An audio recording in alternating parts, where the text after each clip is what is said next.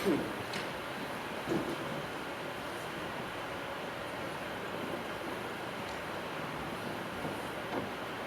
this time, I would like to invite everyone to stand for the reading of the invocation, please. Let us begin with a word of prayer.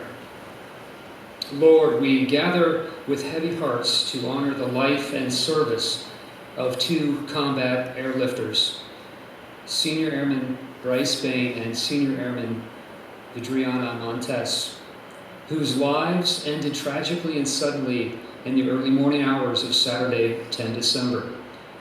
We ask, Lord, that you would comfort the friends of Bryce who worked with him side by side in the tower. We also offer a prayer for the defenders among us who pulled guard mount with SrA. In faith and hope, we also say a prayer for the family members in attendance, Father Richard, his mother Beth, and Brother Derek especially. Losing a son, a brother, a daughter-in-law, and a friend all at the same time is impossible to handle without faith. And knowing, Lord, that you are the author and sustainer of life, and for reasons beyond our comprehension, we commit these lives into your keeping. And we take comfort in knowing that the two of them will always be together, and that they are in a place of peace and comfort with no pain. In your name I pray these things. Amen. You may be seated.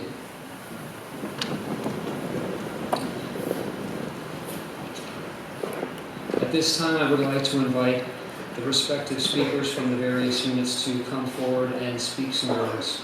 We will begin with Senior Airman Feventeva. First, I would like to use the opportunity to extend my condolences to the family. All of us are hurting, but I know there's no match love like the love that a father, a mother, parent, brother has for their child or for their sibling. And I can't fathom the pain that you feel. The parents shouldn't have to bury their child. And I hope that you find an ounce of comfort in these words and the various stories that you heard while down here. Everybody loved your son. He was such a beautiful soul. And that, hope you find comfort in that. He's in a better place and he's smiling down on us all. They had to witness no more pain or hurt that we often go to on this time side of life. And we'll see them again. But I met Bain at tech school, and if you don't know Bain, he had like this Cali surfer type swag about him. And I was like, cool, I never met anybody from Cali, so we instantly hit it off, but then he told me he was from Arizona, so I was like, well, that's cool too, I never met anybody from Arizona, so. But it was just, his love for life was contagious, and it was just refreshing to be around somebody that embodied those qualities, and it was such an honor. And we had classes together, and it was there that I witnessed his ethic, his hard work ethic, and motivation to succeed. So once we graduated, we came to live right here together, and he was a familiar face in a very unfamiliar place at the time. So naturally, we did a lot of stuff together. We went through front load training, our upgrade training. We went to FTAC together. When we got to FTAC, somebody at the tower, they dropped the ball, and we was the only one there in our blues. So, but yeah, Bain being Bain, he cracked a joke about it, and we just went on about our day. Everybody laughed. But after that, we didn't stay in the same dorm, but he lived like 100 feet away, and we was always in there. We had like the most epic dorm setup in the history of the Air Force. And even when I had to go to work in the morning because of shift work, but the party had to go on, I could always hear Bain being the one to tell them, all right, y'all, gotta quiet down, TT gotta go to work in the morning. So I thank him for that. And but that was just him. He was always looking out for others. But then after the dorm life, and we all moved out, sort of kind of went our separate ways, got on different crews, stuff like that. But no matter how long it was that we had seen each other, every time that we got back together, it was like we were never apart. And that was him. He was always there when you needed him. He always had a smile. So even on our worst days, he was the one that could be able to put that smile on our faces. I remember me and my wife, we went furniture shopping, and we had no idea. We didn't have a truck, we just had a car. But so we just called Bain in the middle of the day. He was asleep, he woke up out of sleep. He came, he helped us load up all the furniture, he helped us move in, and he never asked for anything in return. And that was just him. And out of generosity, he babysat my son for us so that me and my wife, we can have a date night. There's only a handful of people in the tower that can say that they done that. So there's just a love and a trust that we had in him. And also his house was the only place that I could go without my wife asking me 21 questions or without interrogation. I remember one day I was about to go over there. I was about to watch the game or something, and I was like, all right, I'm about to go to Bain's house, and then she didn't say anything, so I was waiting on the interrogation, but nothing came, so I was like, hey, did you hear me? I'm about to go to Bain's house, and she was like, yeah, babe, that's fine. And then I waited a little bit, and then she was like, I know Bain won't let you do anything stupid. So, that's just the kind of trust and love that we have for him. He's a great athlete, controller, and even better friend. And although he may not be here with us physically, the memories that we have will forever be with us in our hearts. And Bain, bro, you'll surely be missed by all of us, and we appreciate your commitment and dedication to giving time, devotion, and a sincere appreciation for life, regardless of how long you knew him. He was a genuine person that gave not because he had to, but because he wanted to. So thank you, Bain, for being such a good person with an abundance of love and generosity. Thank you.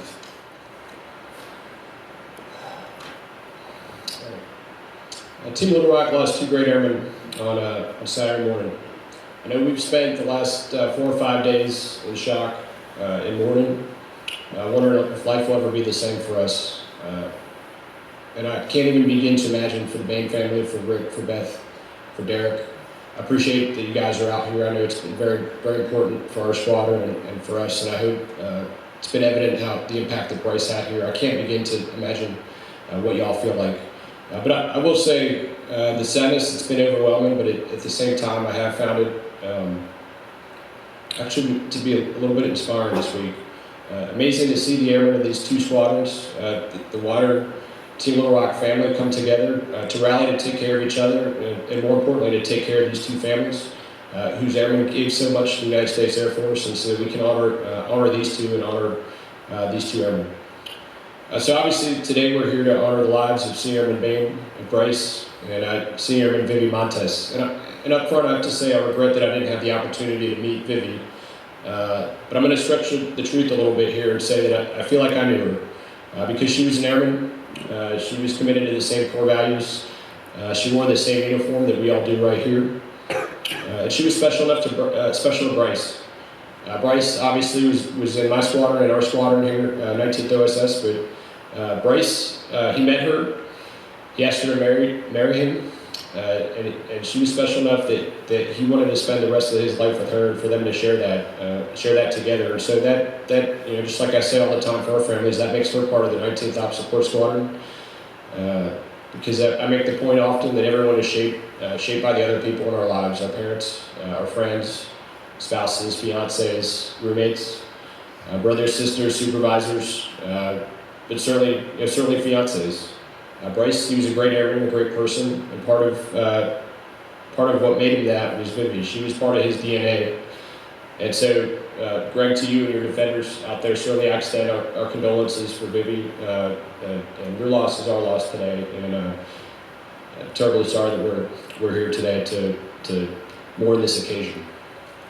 As for Bryce, I do consider myself fortunate that I did get a couple opportunities to meet him. Before I get into a couple of those, I'm going to brag on him for just a few minutes, because he was a pretty humble guy. I think hopefully in the course of the week, y'all have gotten a little bit of depth on exactly what he meant to our folks. But when I took a look just back through what he had been about, he joined us in about 2013. He'd been with us a little more than 3 years. He just turned 20. And like all of our pipeline controllers, he went through Keesler, which is a pretty tough experience, and then You show up here and instantly get enrolled in the upgrade program and a checkout. He blazed through his upgrades in a lot less time than we give folks to do it. Ground and flight data, tower operator. Controlling, it's a very tough business. I see that all the time. It's a very, as you can imagine, for airplanes, and if you've had the chance to see what's flying around out here, we've got a lot of airplanes in tight proximity out there. There's no room for error. Perfection is the standard. And Bryce, my observation, and definitely what I've heard from his peers who've known him longer than I did, he was ahead of the curve on that every time. In his record, and I know, the record only tells a part of the story, but I counted 11 different times that he responded to in-flight emergencies. He handled those with poise and precision. And he got, his calm voice on the radio, his sound mind guided more than 40 airmen and millions of dollars worth of airplanes to safe landings. And I never had any doubt that we were in good hands when Bryce was on the radio out there, or his team, because he was a trainer over there. Less than 2 years after he got here to Little Rock, he was selected on the basis of his expertise, his poise to upgrade to trainer. And so whether Bryce is on duty or not, his fingerprints are all over that facility down there, because he's taught a lot of the folks and instructed a lot of the folks to do what they do. And then about a year ago, we started a program where we selected a few particularly talented air traffic controllers and pulled them out of the tower to go serve as drop zone controllers. I'm just going to digress for a minute here for the benefit of those who might not be familiar. But this is a combat airlift wing here at Little Rock, and so one of the things that we do and we're very proud of is that we go forth to places like Iraq or Afghanistan or Africa, or places where there's no roads, no airports, and where there's Marines, where there's Army guys on the ground that are waiting for their next meal, waiting for ammunition or water or something like that. We in the combat airlift world, we put that stuff, put a parachute on it, we drop it out the back of the airplane, and get it down to the folks that we need it. Obviously, in a scenario like that, typically we like to have somebody, what we call drop zone controller on the ground out there, and that's what we picked Bryce to do. We trusted Bryce to go out there and to work alone, to work unsupervised. He had the initiative, he had the calm demeanor to go out there and just hit a dirt field in the middle of nowhere, with the radio and just his good judgment, and to help guide our airplanes and guide those the equipment and the stuff that was coming out of the back of the airplanes to their target there. And so it says a lot about Bryce that he could excel at any task. That despite his youth, he could go out there and operate independently, and that we never had to worry that we were in good hands with him out there. So about a month ago, I stopped by the tower at 2 o'clock in the morning, and I was fortunate to visit with Bryce and his crew out there. And I've noticed, in the time that I've been here, when I visit the tower in the daytime, there's usually a lot of airplanes out there in the pattern, and so whether they like seeing a commander stop by or not, they certainly appear to be pretty busy, and there's not a lot of time for chit-chat there. But when I go down at 2 o'clock in the morning after the last plane's landed for the evening, I've noticed there's really nothing going on up there except to talk and to chat. And there's all the time in the world for that. So Bryce was telling me about a trip he had just taken to go out west.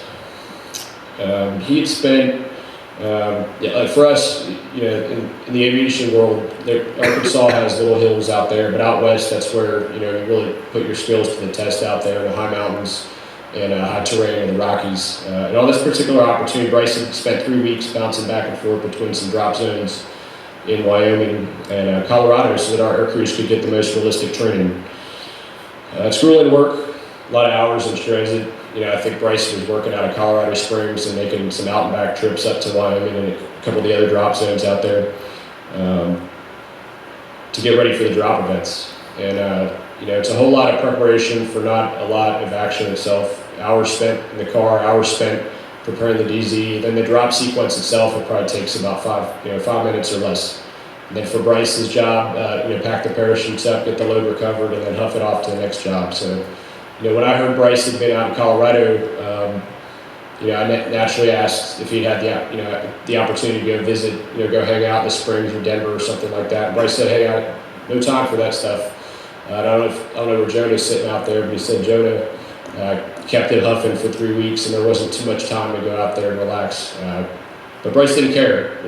He was all about the mission. He was all about being out in the field, all about setting up those drop zones and working around airplanes. And so I could tell that he loved every second of it. Whether he was up in the tower or out in it was summertime, but out in the wildlands of central Wyoming, I could tell that he tended to every task like it was life or death out there. And sometimes it is, quite often it is life and death. But at that moment, I felt incredibly comforted to have airmen like Bryce in the squadron, up in the tower, on the radios, and it was just honored to have him in our squadron.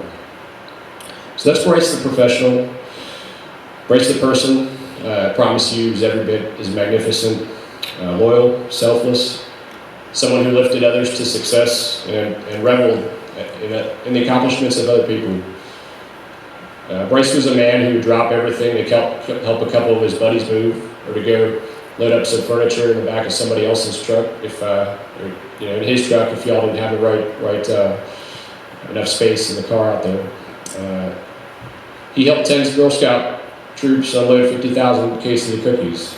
He played on our squadron softball team. He led a team of his fellow airmen in the Arkansas Run for the Fallen to raise more than $10,000 for Gold Star families.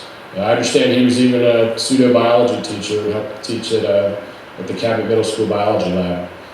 Spent countless nights as our squadron's designated driver. Served as the elementary school crossing guard right down the street here at Arnold Drive Elementary. He was a friend. He was a role model to everyone that he met. And I sincerely regret that I didn't have the chance to get to know him better, but I'm glad for our tower team that y'all had the opportunity to work with him every day, because he's really left this place better than he found it. So even though I only had the opportunity to talk to Bryce a couple times, just as I said for Vivi, I can say that I knew Bryce because of the impact that he made. Last Sunday, when I gathered the squadron to tell you what happened, I saw lives changed. I saw lives changed forever in that moment. I saw devastation. I saw tears. I saw broken hearts. I saw their reaction when Bryce's dad, Bryce's mom, and his brother came up to the tower on Monday to share memories, to laugh. And there was some laughter. I understand Bryce had quite a colorful life out there, but to cry too. And I saw 40 people stand out in the cold yesterday at the intersection of La Harpe and Chester Street downtown. At the site where Bryce and Vivi's life came to an untimely end. And I saw 40 people that didn't want to leave, that didn't want to believe this has happened. But I'm grateful that Bryce's family could join us. I'm so appreciative. I know these are not the circumstances we would like to come together, but I'm so appreciative that you could join us and that you could see what Bryce meant to us, and so that we could see what he meant to you. To the airmen in the tower, and the entire squadron, but particularly in the tower, Bryce learned from you, and he taught you about controlling, about life. He demonstrated humanity and humility every day. Some of y'all have been in this business for 30 years, and some of y'all will be in this business 30 years from now. Maybe controlling for the United States Air Force, maybe working for the FAA. Now, I bet there's folks in this room right now that are going to go on to be chief tower controllers, or chief master sergeants, or officers. And some other folks will go on to other challenges and other careers. But no matter what, you're going to carry forward the lessons that you learned from Bryce and the memories of the times that you shared together. And you'll carry forward scars that will be real and that will sting for the rest of your life. But the scars, the pain, it means that Bryce mattered. It means that he was worth it, and that our lives are enriched. And so while it hurts, we cherish that as well, and we honor it. So for Mr. and Mrs. Bain, we spoke on Saturday evening, and that was probably, may have been the toughest conversation that I ever had in my life. It pales in comparison, certainly, to what you experienced in that moment, but it's something that I will remember forever. I'm very grateful. I cherish the opportunity that I had to talk to you, though, and to tell you what Bryce meant, the impact that he had, how much we're going to miss him here, and that it was devastating for the squadron. I thank you for sharing him with us. I thank you for raising him to be the man that he was. And I want you to know that we'll forever consider you to be a part of our squadron's family as well. So they're off at the tower right now, but in a few minutes we're going to turn them back on. And the airplanes, they'll arrive and depart, and we're going to carry on with heavy hearts. Bryce, he will not be there with us in body, but he remains with us because he left us an example to follow about how we do the job, about how we treat each other, about how to be a man out there. And so, Mr. and Mrs. Bain, you can be certain that the airmen here, his friends, his colleagues, we will honor Bryce, and we will follow his lead.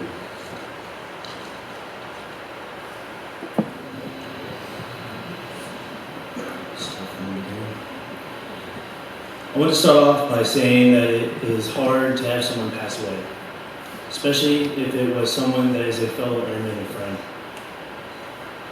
I want to take a quote that I heard from an airman recently. Blood doesn't always make you family. It's the people around you. That is how Airman Montes was to me.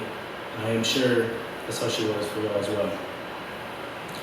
When I met Montes, she was super respectful, always in prayed rest every time I came up to her.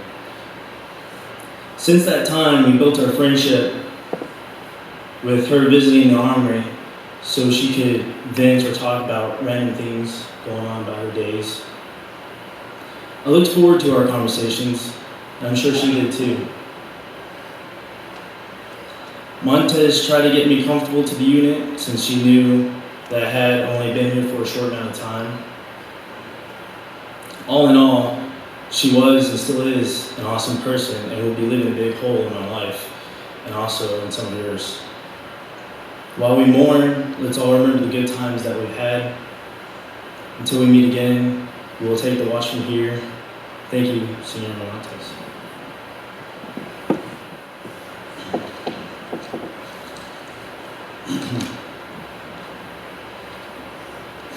Mr. and Mrs. Bain, Derek, on behalf of the 19th Security Forces Squadron, I offer our condolences to you for the loss of your son and brother.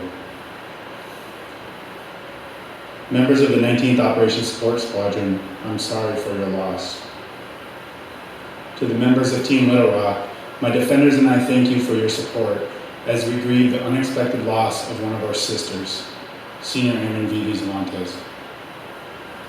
Defenders, as I reflected on Senior Airman Montes, a few key things are clear to me. She was very proud to be one of us. When her small stature encountered a defender who was senior ranking, you can be sure she was standing tall at parade rest and answering the senior defender with the sharpest customs and courtesies of any defender in our squadron. Her uniform appearance was always immaculate, no matter what the task or who was asking. She was the first airman to volunteer to help. I knew I could always count on her. When a friend asked me to give a tour to her nephew who was considering the Air Force and Security Forces, Senior Airman Montes was my ambassador. When we needed a sharp airman for a ceremony, she was always in the mix. Our ceremony photos are filled with photos of her looking sharp. She wore her beret well. Defenders, as we honor our sister today, all of us have memories of her smile. Hang on to that memory. Honor our young sister by being as sharp as she was. As I sit down, my final thought about Senior Airman Montes is one, those who know her will understand, and is best shared with a poem by Joanna Fuchs, A Better Place. She's in a better place right now than she's ever been before. All pain is gone. She's now at rest. Nothing troubles her anymore. It's we who feel the burden of our sadness and our grief. We have to cry to mourn our loss before we get relief. We know we'll reconnect with her at the end of each life's road. We'll see her cherished face again, release our earthly load. Thank you.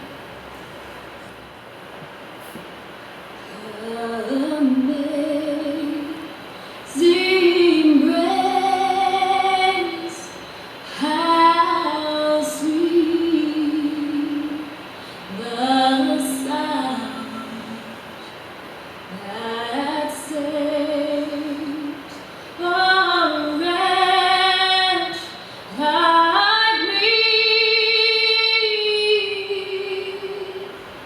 I once was lost, but now I'm found. I was blind, but now I see. 'Twas grace that taught my heart to feel and raise my fears relieved. How precious did that grace appear, the hour I first believed. When we've been there 10,000 years, bright shining as the sun. We've known less days to sing God's praise than when we first begun.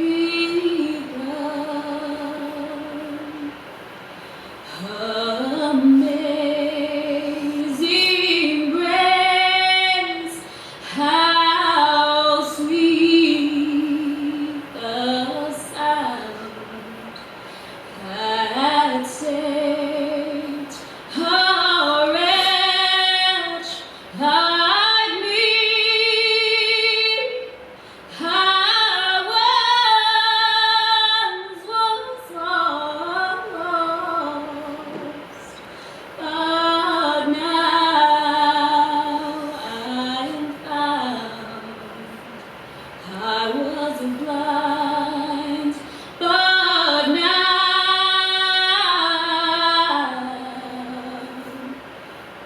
I see.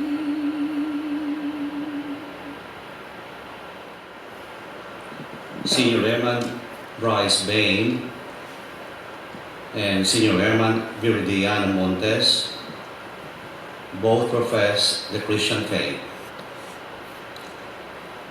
In honor of their memory, I would like to read a selection from the Christian Bible, the 23rd Psalm, also known as Psalm of David. The words of the psalmist give comfort, courage, hope, and strength to those who trust in the Lord. The Lord is my shepherd, there is nothing I shall want. Fresh and green are the pastures, where He gives me repose. Beside restful waters He leads me, to revive my drooping spirit. He guides me along the right path. He is true to His name. If I should walk in the valley of darkness, no evil would I fear. You are there with your crook and your staff, and with this you give me comfort. You have prepared a banquet for me in the sight of my foes. My head you have anointed with oil. My cup is overflowing. And so surely goodness and kindness shall follow me all the days of my life. And in the Lord's own house shall I dwell forever. Please stand for the benediction prayer. Father of mercies and God of all consolation, you pursue us with untiring love and dispel the shadow of death with the bright dawn of life. Comfort us in our loss and sorrow. Be our refuge and our strength, and lift us from our grief and sadness into the peace and light of your presence. Lord, the death of our brother and sister, Senior Herman Bain and Senior Herman Montes, recalls our human condition and the brevity of our lives here on earth. But for those who believe in your love, death is not the end, nor does it destroy the bonds of friendship and love you forged in our lives. And so bring hope to us in this time of testing and pain, as we pray for Senior Herman Bain and Senior Herman Montes, and for those who love them.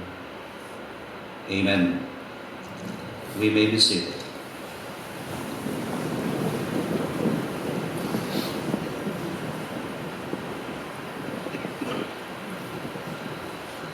I would like to invite the sergeants forward for final roll call.